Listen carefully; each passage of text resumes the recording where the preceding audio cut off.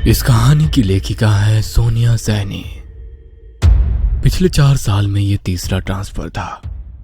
पापा के साथ हम पांचों, हम 4 भाई बहन और माँ भी बार बार इस तरह सामान लेकर यहाँ से वहाँ भागते परेशान हो चुके थे। सबसे ज्यादा दिक्कत आती थी बार बार स्कूल बदलने में। नया माहौल, नए लोग। जब तक हम थोड़ा संतुलित हो पाते, पापा एक नई जगह जाने का आदेश सुना देते। इस बार पापा का तबादला शहर से दूर एक छोटी सी पहाड़ी पर बसे गांव में हुआ था। हम चारों का मुंह लटका हुआ था। एक तो गांव, वो भी इतना पिछड़ा हुआ, न ढंग का स्कूल होगा न रहने की जगह। ऊपर से हमारे बड़े परिवार का छोटे मोटे मकान में गुजारा भी नहीं था। पापा ने बताया कि रहने के लिए डाक विभाग की ओर से एक पुराना बंगला तैयार कर दिया गया है, कोई दिक्कत नहीं आएगी। भारी मन से हमने अपना शहर वाला मकान छोड़ा और पहाड़ी के लिए निकल पड़े। हम 4 भाई बहनों में सबसे बड़ा मैं, रवि, फिर मुझसे छोटा सचिन, फिर हमारी 2 छोटी बहनें, एक विनी जो 14 साल की थी और सबसे छोटी सोनी थी। विनी चारों भाई बहनों में सबसे ज्यादा चंचल और खिलंदा स्वभाव की थी। हर समय हंसना, मुस्कुराना, खेलना, कूदना, सबको परेशान करना, यही उसकी दिनचर्या थी। हम नए बंगले में पहुंच चुके थे। बंगला हमारे अंदाजे से कहीं गुना बड़ा था। बंगले का एक भाग हमारे रहने के लिए साफ किया गया था। बाकी लगभग आधे भाग में कहीं ताले जड़े थे तो कहीं भयंकर टूट फूट मची थी। कहीं कहीं दरवाजे पर सांकल लगाकर छोड़ा गया था। हम बंगले को घूम घूम कर देख ही रहे थे कि एक बूढ़ी महिला लाठी टिकाते आ गई। उन्होंने बताया कि उनके पुरखे भी इसी हवेली की देखरेख करते थे। वो अपने माता पिता की इकलौती संतान थी।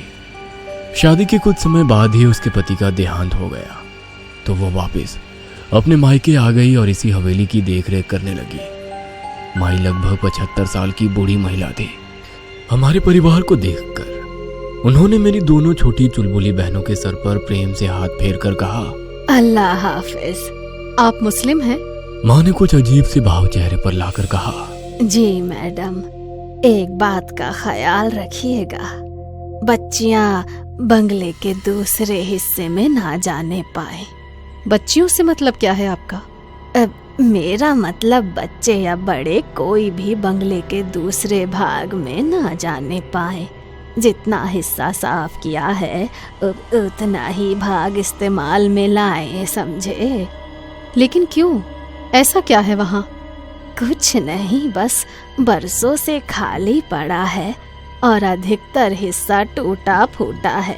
कोई दुर्घटना ना हो जाए इसीलिए एहतियातन कह दिया बस। बाकी जैसा आप लोगों की मर्जी। वो अपनी लाठी टेक कर जाने लगी। आप इस बंगले में नहीं रहती हैं? माँ ने हैरानी से पूछा। नहीं, मैं तो पास ही में बनी छोटी सी बस्ती में रहती हूँ। यहाँ से ज्यादा दूर नहीं है। अगर कभी कोई जरूरत हो तो बुला लीजिएगा। हम लोग घूम घूम कर पूरे घर का मुआयना करने लगे। पापा और माँ घर का सामान सही करने में व्यस्त हो गए। इतनी बड़ी हवेली में तकरीबन 20 कमरे थे, जिसमें से लगभग 10 कमरे बंद थे, यह जर्जर हालत में थे। बाकी के 10 कमरों में से 4 तो हमने अपने लिए पसंद कर लिए थे। बाकी बचे कमरों में सामान लगाने के बाद भी 2 कमरे बचे ही थे। ये बचे 2 कमरे मेरी दोनों शैतान बहनों के खेलने का मैदान बन चुके थे। हमारा दाखिला गांव के ही स्कूल में करा दिया गया था। पापा को मिली सरकारी गाड़ी से हम जब तब आसपास के सुंदर दृश्य देखने निकल जाते थे। पहाड़ी इलाके बेहद खूबसूरत होते हैं। पहाड़ों में प्राकृतिक सुंदरता के अतिरिक्त एक और चीज बहुत प्रसिद्ध होती है, वो है यहाँ के काले जादू और भूत प्रेत की कहानियां। मेरे सहपाठी अक्सर मुझे यहाँ वहाँ के भूतिया किस्से सुनाकर डराते रहते थे।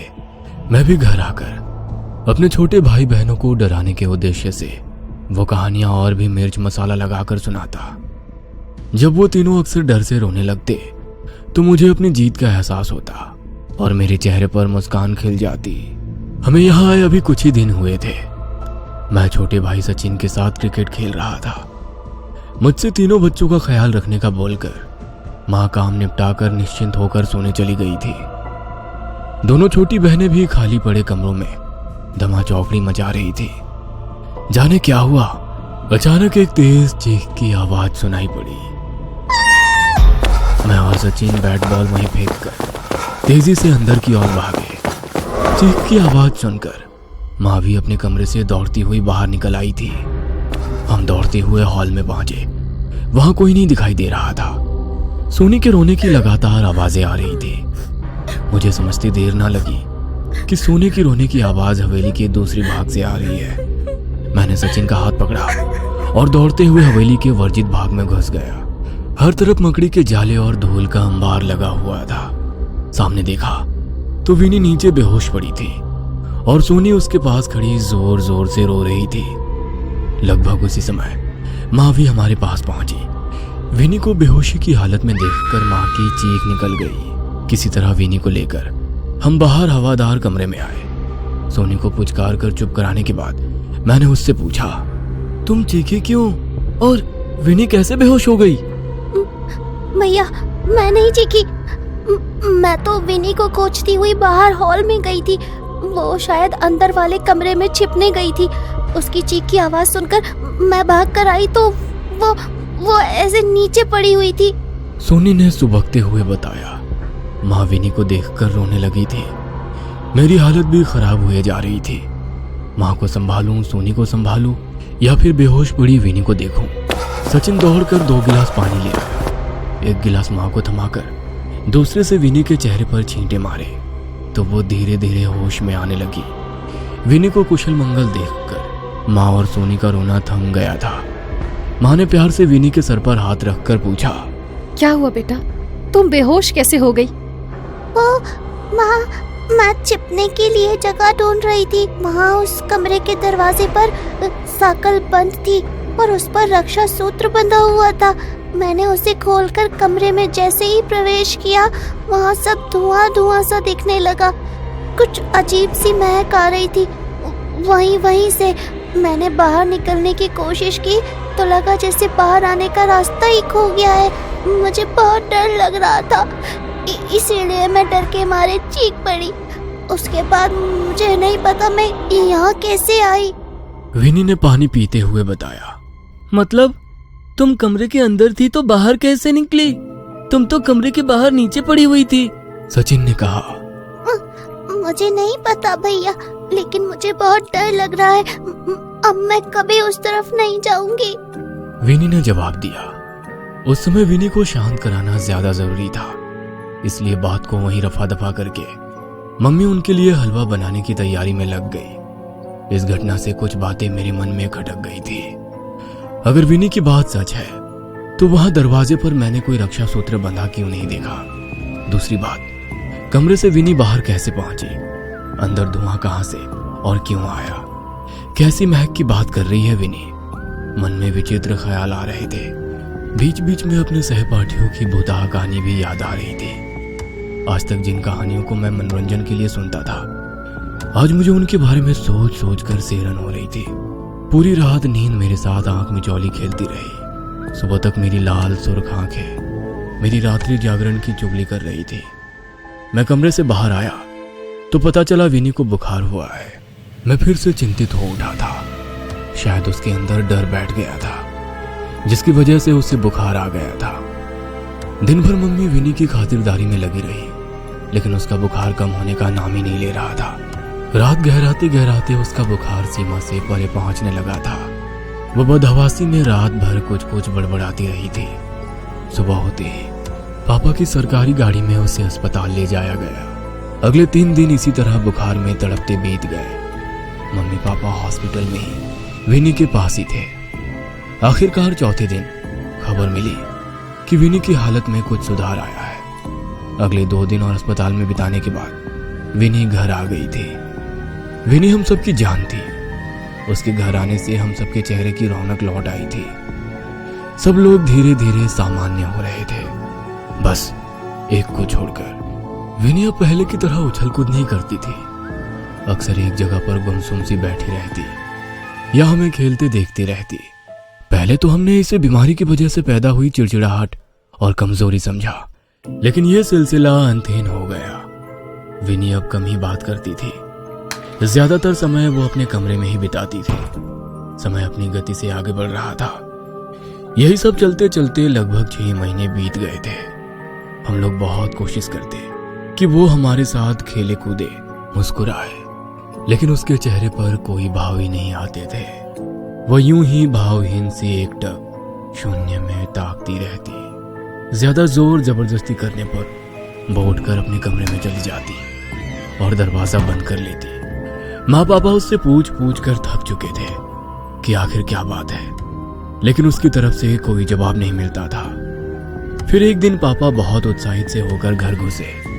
पापा के हाथ में मिठाई का डिब्बा था। उत्साहित स्वर में उन्होंने दोनों छोटी बहनों को पुकारा और मिठाई का डिब्बा पकड़ा दिया। अरे मेरी पदोन्नति हो गई है, तनख्वाह भी बढ़ेगी और अगले 4 साल तक कहीं भागना भी नहीं पड़ेगा। पापा ने खुश होकर कहा। प्रमोशन की खबर ने हम सबके चेहरे पर मुस्कान ला दी थी। पापा विनी को मिठाई खिलाने लगे तो विनी पापा का हाथ झटक कर अंदर भाग गई। पापा के प्रमोशन होने के बाद अब घर में पैसों की कोई दिक्कत नहीं थी। नई पोस्ट पर पापा की अच्छी खासी ऊपरी कमाई होने लगी। घर का माहौल बदलने लगा था। सुंदर पर्दे, महंगे कपड़े, बढ़िया साजो सामान हमारे घर की रौनक बढ़ाने लगा था। सब कुछ हमारी उम्मीद से कहीं ज्यादा अच्छा चल रहा था। इतना कि कहीं ना कहीं इस चमक धमक में हम विनी के व्यवहार को नजरअंदाज करने लगे। धीरे धीरे साल बीतने को आया था। मेरी प्यारी सी चुलबुली बहन अब एक गंभीर सी लड़की बन गई थी। स्कूल में भी उसका प्रदर्शन खराब होता जा रहा था। किसी तरह समझाने बुझाने पर उसने परीक्षा तो दे दी, लेकिन अगले साल उसने स्कूल जाने से साफ मना कर दिया। 1 साल के भीतर ही उसकी शारीरिक और मानसिक स्थिति में बहुत परिवर्तन आ गया था। वो छोटी बच्ची अब एक परिपक्व सी लड़की नजर आने लगी थी। मेरा दाखिला भी कॉलेज में हो गया था। मैं देर रात तक जागकर अपने असाइनमेंट बनाता था। उस रोज रात में पढ़ते पढ़ते मैं काफी देर तक जाग रहा था। अचानक मुझे किसी के फुसफुसाकर बात करने की आवाज सुनाई पड़ी। आवाज मर्दानी थी। मैं कुछ शंकित सा हो उठा।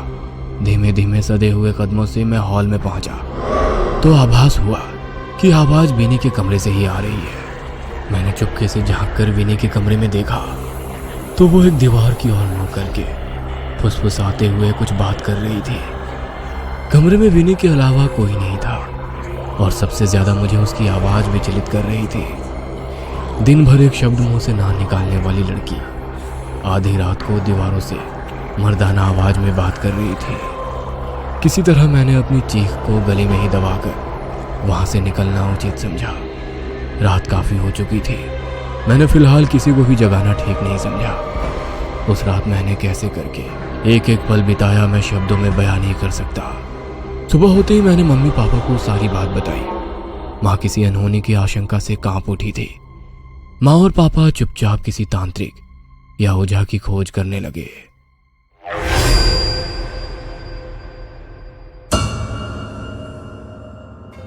ये कहानी आपको अच्छी लगी हो तो हमें सब्सक्राइब करें, हमारा इंस्टाग्राम और फेसबुक पेज जरूर फॉलो करें। और हाँ दोस्तों, सब्सक्राइब करना भूलना मत।